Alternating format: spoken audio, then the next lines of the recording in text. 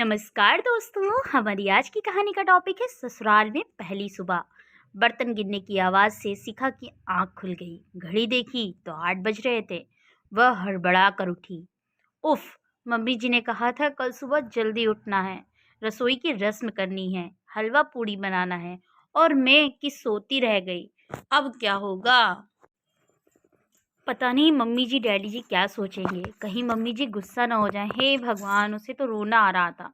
ससुराल और सास के नाम का हौवा उसे बुरी तरह से डरा रहा था। कहा था दादी ने, ससुराल है, जरा संभल कर रहना, किसी को कुछ कहने का मौका न देना, नहीं तो सारी उम्र ताने सुनने पड़ेंगे। सुबह सुबह उठ जाना, नहा धोकर साड़ी पहनकर तैयार हो जाना, अपने सास ससुर के पाँव छूकर उनसे आशीर्वाद लेना। कोई भी ऐसा काम न करना जिससे तुम्हें या तुम्हारे माँ बाप को कोई उल्टा सीधा बोले।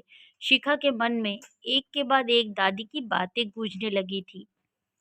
किसी तरह वह भागा दौड़ी करके तैयार हुई। ऊंची नीची साड़ी बांधकर वह बाहर निकल ही रही थी कि आईने में अपना चेहरा देखकर वापस भागी।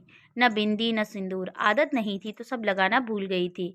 ढूंढकर बिंदी का पत्ता निकाला, फिर सिंदूरदानी ढूंढने लगी। जब वह नहीं मिली तो लिपस्टिक से माथे पर हल्की सी लकीर खींचकर वह कमरे से बाहर आई। जिस हड़बड़ी में शिखा कमरे से बाहर आई थी, वह उसके चेहरे से, उसकी चाल से साफ झलक रही थी। लगभग भागती हुई सी वह रसोई में दाखिल हुई और वहां पहुंचकर ठिठक गई। उसे इस तरह हड़बड़ाते हुए देखकर सासू माँ ने आश्चर्य से उसकी तरफ देखा, फिर ऊपर से नीचे तक उसे निहार कर धीरे से मुस्कुराकर बोली, आओ बेटा, नींद आई ठीक से या नहीं? वह अचक चाकर बोली, जी मम्मी जी, नींद तो आई मगर ज़रा देर से आई, इसलिए सुबह जल्दी आँख नहीं खुली। सॉरी बोलते हुए उसकी आवाज़ से डर साफ झलक रहा था। सासू माँ बोली, कोई बात नहीं बेटा, नई जगह है, हो जाता है। शिखा हैरान होकर उनकी ओर देखने लगी, फिर बोली, मगर मम्मी जी, वो हलवा पूरी।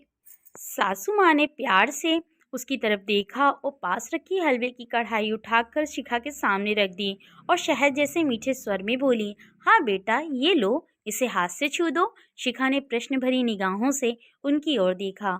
उन्होंने उसकी थोड़ी को स्नेह से पकड़कर कहा, बनाने को तो पूरी उम्र पड़ी है। मेरी इतनी प्यारी गुड़िया जैसी बहू के अभी हंसने खेलने के दिन है, उसे मैं अभी से किचन के काम थोड़ी ना कराऊंगी। तुम बस अपनी प्यारी सी मीठी मुस्कान के साथ सर्व कर देना। आज की रस्म के लिए इतना ही काफी है। सुनकर शिखा की आंखों में आंसू भर आए। वह अपने आप को रोक न सकी और लपक कर उनसे गले से लग गई। उसके रुंधे हुए गले से सिर्फ एक ही शब्द निकला, माँ।